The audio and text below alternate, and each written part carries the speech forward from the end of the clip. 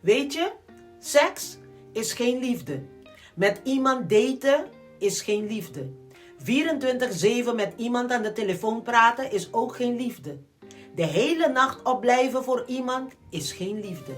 Liefde is die persoon die jouw moeilijkste kant ziet en er toch voor kiest om van jou te houden. Het is iemand die dingen voor je doet als je het hardst nodig hebt. Het is die persoon die je knuffelt en kalmeert als de tranen vallen. Het is iemand die het beste in je naar boven haalt als jij alleen het slechtste ziet.